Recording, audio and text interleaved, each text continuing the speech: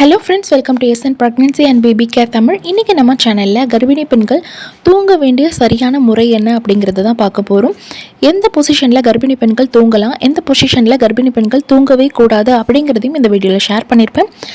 இந்த வீடியோவில் கிடைக்கிற சின்ன சின்ன டிப்ஸ் கண்டிப்பாக கர்ப்பிணி பெண்களுக்கு ரொம்பவே யூஸ்ஃபுல்லாக இருக்கும். ஸோ ஸ்கிப் பண்ணாமல் பாருங்கள். மறக்காமல் நம்ம சேனலையும் சப்ஸ்கிரைப் பண்ணிக்கோங்க. நம்மளுடைய கர்ப்ப காலம் பார்த்திங்கன்னா 3 ட்ரைமஸ்டராக நம்ம பிரிப்போம் இல்லையா?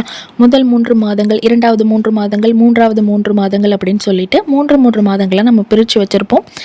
ஆரம்ப காலத்தில் பார்த்திங்கன்னா, அதாவது முதல் 3 மாதங்களில் பார்த்திங்கன்னா நம்மளுடைய கர்ப்பப்பை பெருசாக இருக்காது. ஏன்னா குழந்தை ரொம்பவே குட்டியாக இருப்பாங்க இல்லையா?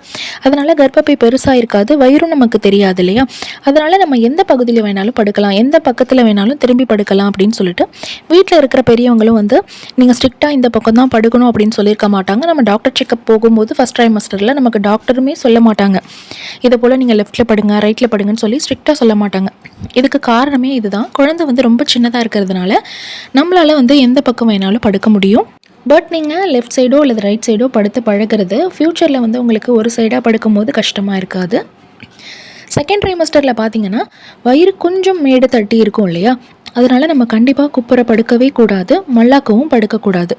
2வது ட்ரைமஸ்டர்லேருந்து கிட்டத்தட்ட 20 வாரத்துலேருந்தே நீங்கள் ஒரு பக்கமாக படுத்து பழகிறது நல்லது.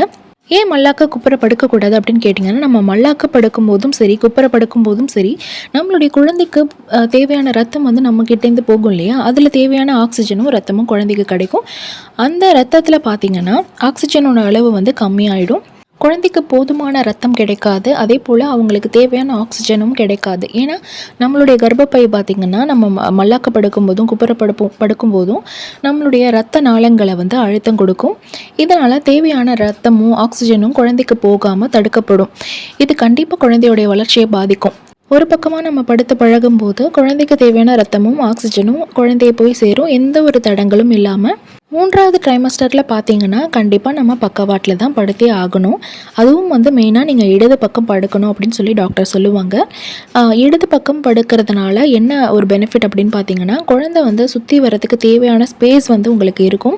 வலது பக்கம் படுத்ததுனாலையும் எந்த ஒரு பாதிப்பும் ஏற்படாது. இருந்தாலும் டாக்டர்ஸும் சொல்லுவாங்க, வீட்டில் இருக்கிற பெரியவங்களும் என்ன சொல்லுவாங்கன்னா, கர்ப்பத்துடைய 3வது மாதங்கள் இருக்குல்லையே, 3 மாதங்கள் லாஸ்ட் ட்ரைமஸ்டர் இருக்குல்லையே, அப்போ நீங்கள் லெஃப்ட் சைடு தான் படுத்து பழகணும் அப்படின்னு சொல்லுவாங்க. ஏன்னா குழந்தை கொஞ்சம் பெருசாக இருக்கும், சுற்றி வர்றதுக்கு இடம் இருக்காது. நம்ம லெஃப்ட் சைடில் படுக்கும்போது கொஞ்சம் நல்லா அவங்களுக்கு கேப் இருக்கும், நல்லா சுற்றி வர்றதுக்கு. ஸோ குழந்தையோட மூவ்மெண்ட் நல்லா இருக்கும், அவங்களுடைய க்ரோத்தும் நல்லா இருக்கும். இதனால தான் நம்மளை லெஃப்ட் சைடு படுக்க சொல்லுவாங்க. இப்படி சடனாக நம்ம லாஸ்ட் ட்ரைமஸ்டரில் போய் லெஃப்ட் சைடு தான் படுக்கணும் அப்படின்னு நம்மளால் படுக்க முடியாது இல்லையா? ஸோ நீங்கள் ஸ்டார்டிங்லேருந்தே லெஃப்ட் சைடு படுத்து பழகுனீங்க அப்படின்னா உங்களுக்கு ஃபைனலாக அந்த லாஸ்ட் ட்ரைமஸ்டரில் லெஃப்ட் சைடு படுக்கிறதுக்கு ஈஸியாக இருக்கும். ஸோ நீங்கள் ஃபர்ஸ்ட் ட்ரைமஸ்டரில் உங்கள் விருப்பம் போல் தூங்கினாலும் ஒரு 20 வாரத்துலேருந்து, அதாவது கண்டிப்பாக அந்த செகண்ட் ட்ரைமஸ்டர்லேருந்தே ஒரு சைடு படுத்து பழகுங்க. இப்போ நீங்கள் ரைட் சைடுக்கு மாறணும், லெஃப்ட் சைடில் படுத்துருக்கும் போது ரைட் சைடுக்கு நம்ம திரும்பணும், புரண்டு படுக்கணும்னு நினைப்போம் இல்லையா? அந்த மாதிரி நீங்கள் புரண்டு படுக்கணும் அப்படின்னா அப்படியே ரோல் பண்ணி புரண்டு படுக்கக்கூடாது. எழுந்து உட்காந்துட்டு அப்புறம் தான் இன்னொரு சைடுக்கு படுக்கணும்.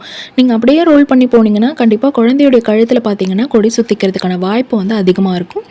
இதை தவிர்க்கிறதுக்காக நம்ம தூக்கத்தில் இருந்தாலும் சரி தான், நீங்கள் எழுந்து உட்காந்து தான் திரும்பி படுக்கணும். அதை கொஞ்சம் கவனத்தில் வச்சுக்கோங்க.